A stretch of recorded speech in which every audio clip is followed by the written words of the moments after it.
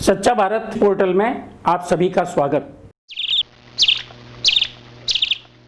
कहा जाता है कि भारत की आत्मा गांवों में बसती है, किंतु जब तक गांवों में शहरों जैसी सुविधाएं विकसित नहीं की जाएगी, तब तक समग्र भारत का विकास असंभव है।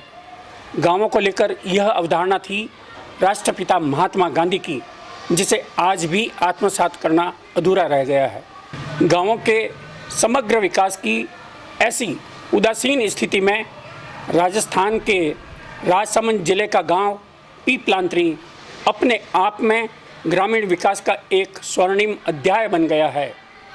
सरकारी योजनाओं का सदुपयोग करके तथा पर्यावरण की सुरक्षा को समाज एवं परंपरा के साथ जोड़कर पीपलांत्री में पेड़ों के इर्द गिर्द सामाजिक विकास का एक अनूठा मॉडल खड़ा किया गया है। पानी, पेड़ और बेटी आधारित पीपलांत्री प्रोजेक्ट की ख्याति कौन बनेगा करोड़पति शो के जरिए सर्वत्र फैल चुकी है। यूनेस्को ने, यूनिसेफ ने, प्रधानमंत्री श्री नरेंद्र मोदी जी ने, लोकसभा एवं राज्यसभा के स्पीकरों ने तथा अनेकों राज्यों के मुख्यमंत्रियों ने पीपलांत्री की दिल से प्रशंसा की है। देश के प्रथम प्रधानमंत्री पंडित जवाहरलाल जी नेहरू ने गांधी जी के ग्राम राज के सपने को साकार करने के लिए 2 अक्टूबर 1959 को राजस्थान की धरती नागौर से ही पंचायत राज का शुभारंभ किया था और आज पीपलांत्री समग्र देश की रोल मॉडल पंचायत बन चुकी है। पंचायत राज मंत्रालय की कमान श्री सचिन जी पायलट के हाथों में है। 24 अप्रैल को पंचायत राज दिवस के अवसर पर माननीय मंत्री जी के पीपलांत्री आने की संभावनाओं पर श्री श्याम सुंदर जी पालीवाल ने बताया। मैं केबीसी में गया था ना, तो एक प्रश्न आया था कि एक ऐसे वर्तमान या निवर्तमान सांसद का नाम बताइए जिनका असली नाम राम प्रसाद विदुड़ी है। तो विदुड़ी का मतलब हुआ गुजर, और कोई गुजर सांसद था नहीं इस तरह का। फिर मैंने राजेश पायलट के बारे में सोचा, तो मैंने जवाब दिया कि फिर मैंने कहा राजेश पायलट, तो वो प्रश्न सही निकला एकदम।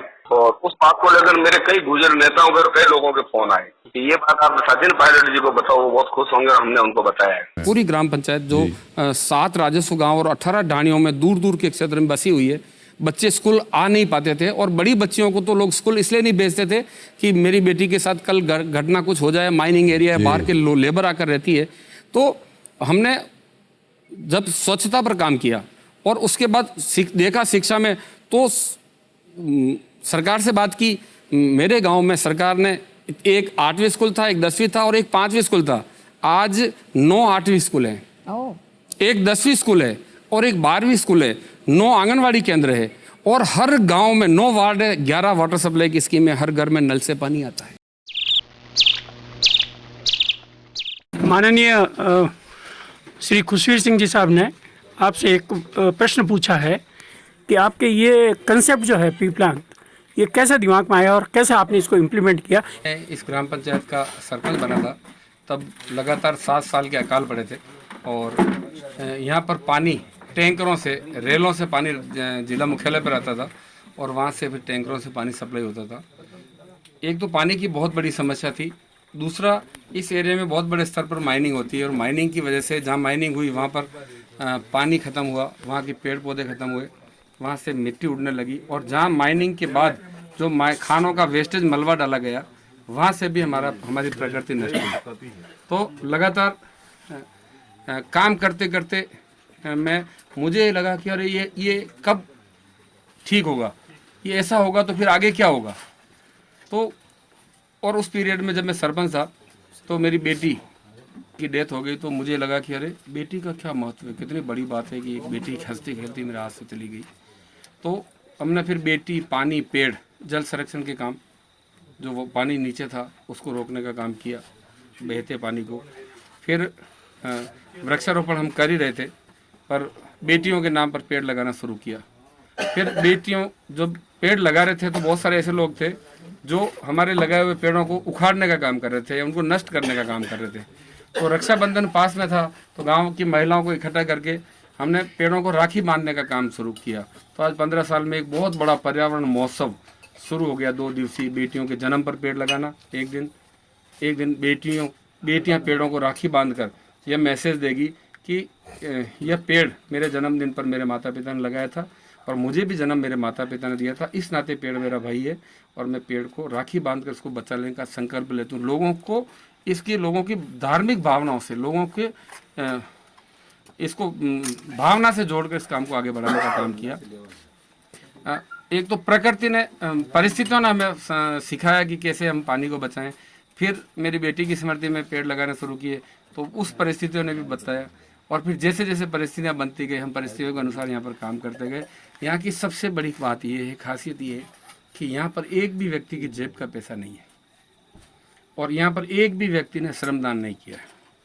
ये सब काम सरकार की विभिन्न योजनाओं का कन्वर्जेंस, डवटेल, आपस में योजनाओं को जोड़कर एक योजना में काम हो गया, फिर उसमें कम रह गया तो जब दूसरी सरकार की योजना है तो उसको जोड़ा, फिर तीसरी योजना है तो उससे उसको पूरा किया। इस तरह से आगे योजनाओं को और जन सहभागिता से इस योजनाओं को जोड़कर हम लोगों ने काम किया है। ये 15 साल की तपस्या है। मैंने निवेदन किया था कि एक भी आदमी की जेब का पैसा नहीं है और एक भी व्यक्ति ने श्रमदान नहीं किया है।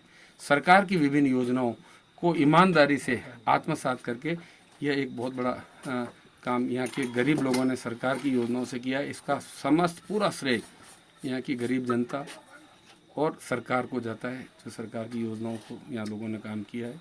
और मैं ये मानता हूँ कि इस पूरी सृष्टि के ऊपर अगर कोई सबसे बड़ा पुण्य का काम है, जिससे सब पुण्य होते हैं, गाय को चारा भी डाल देते हैं, माता पिता की सेवा भी हो जाती है, पक्षियों को दाना भी डाला जा सकता है, कबूतर को दाना डालते हैं लोग, हम गरीबों की सेवा भी कर सकते हैं, भूखे को अनाज भी खिला सकते हैं। ये जितने भी समस्त पुण्य के कार्य सृष्टि के ऊपर है, वो एकमात्र काम करने से हो जाते हैं और वो है जल संरक्षण का काम। अगर आप बरसात के बहते पानी को जहाँ से गिरा वहीं से धरती माता के घर में उतार दें तो किसान के कुएं में पानी हो जाएगा, किसान दाना पक्षियों को भी डालेगा, गायों की सेवा भी करेगा, माता पिता की सेवा भी करेगा, गांव के कुएं में पानी होगा तो सब कुछ होगा। ये काम सरकार की विभिन्न योजनाओं के माध्यम से यहाँ पर किया और हमने यह मानकर काम किया है कि मेरा जन्म हुआ है। आज हम राम जन्मभूमि की, राम मंदिर की कल्पना क्यों करते हैं, हम तीर्थ करने क्यों पुष्कर जी, हरिद्वार, मथुरा, वृंदावन क्यों जाते हैं कि हमारे आराध्य देव की जन्म स्थली है, इसलिए हम वहाँ तीर्थ करने जाते हैं और मानते हैं कि हमारे समस्त पाप धुल गए। मैं मानता हूँ कि तीर्थ करने की आवश्यकता नहीं है, आप जाइए, कोई दिक्कत नहीं है, पर सबसे बड़ा तीर्थ स्थान आपका गांव है, जहाँ पर आपके पिताजी का जन्म हुआ, आपका जन्म हुआ, आपकी कई पीढ़ियाँ जहाँ पैदा हुई है, वहाँ आपकी माताजी का अंतिम संस्कार हुआ, आपकी दादी का अंतिम संस्कार हुआ, आपकी कई पीढ़ियाँ जहाँ पैदा हुई है जिस गाँव में, और जिस बरसाती नाले पर शमशान घाट है वहाँ पर उनकी अस्थियों का विसर्जन किया गया, वो सबसे बड़ी गंगा है और वही गांव सबसे बड़ा तीर्थ स्थान है। और उस तीर्थ स्थान को स्वर्ग बनाने के लिए सरकार पैसा देती है, तो फिर जनप्रतिनिधि, ये जो जनप्रतिनिधि है, ये उस गांव को स्वर्ग बना सकते हैं सरकारी पैसे से।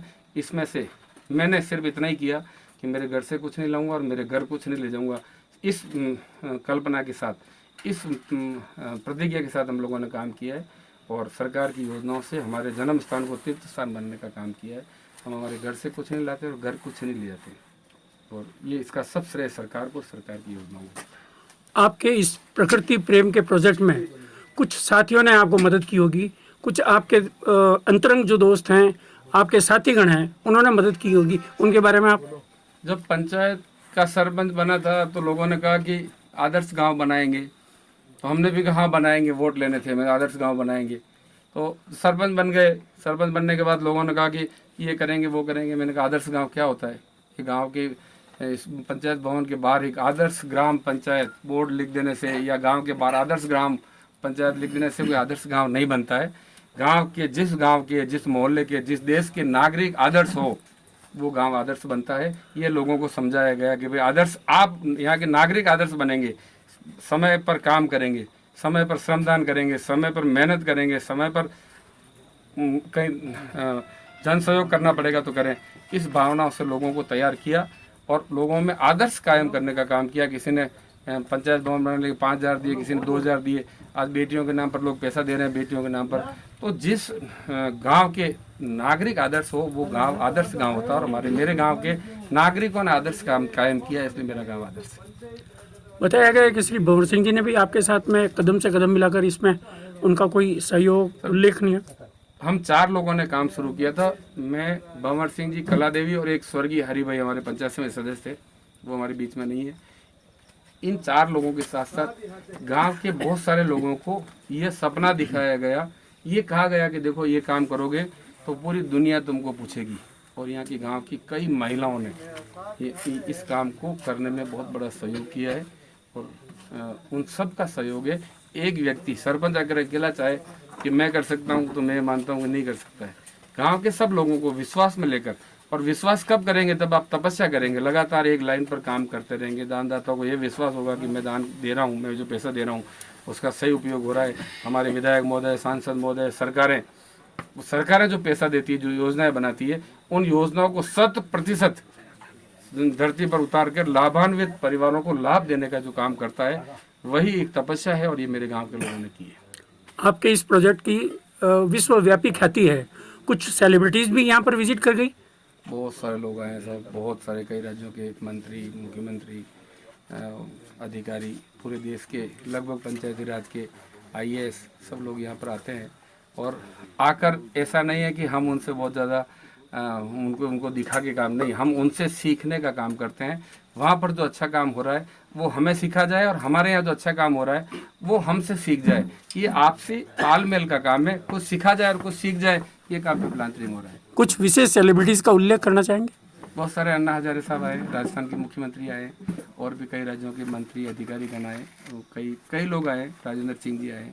अब हमारे लिए तो आज खुशवीर सिंह जी हमारे बीच में पधारे हैं, तो ये हमारे लिए आज की बहुत बड़ी सेलिब्रिटी है। मैं 15 साल से, जब आप जिला प्रमुख थे तब मैंने आपको फ़ोन करके निवेदन किया था, और आज हमारे लिए बड़ा शुभ दिन है कि खुशवीर सिंह साहब एक विधायक के रूप में आज प्रकृति के लिए आज राजस्थान में इनकी चर्चा होती है।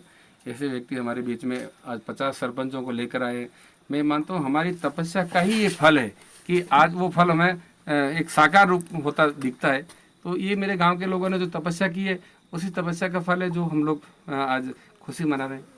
मैं भी पानी पे, पर्यावरण पे लंबे समय से काम कर रहा हूँ। Magsaysay award winner Rajendra Singh ji के साथ, राजीव गांधी फाउंडेशन से, उससे पहले मैं मेरे गांव के CBO कम्युनिटी बेस्ड ऑर्गेनाइजेशन के माध्यम से मैंने जल संरचनाएं, पर्यावरण के लिए बहुत काम किया है। ओरण बचाने के लिए, हमारी दामन घास विलुप्त हो रही है उसको बचाने के लिए, ऐसी कई वनस्पति जो विलुप्त हो रही है उसको बचाने के लिए मैं काम कर रहा हूँ।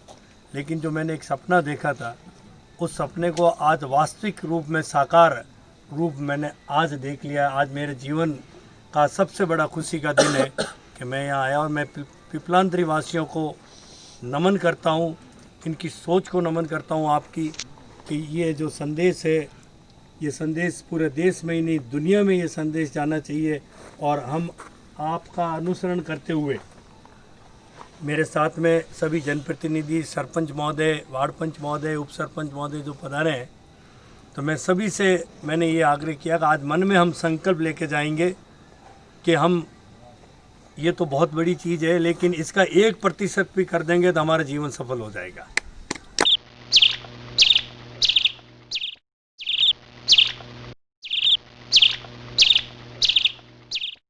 और ऐसे ही नए अपडेट पाने के लिए द सच्चा भारत चैनल को सब्सक्राइब कीजिए। धन्यवाद।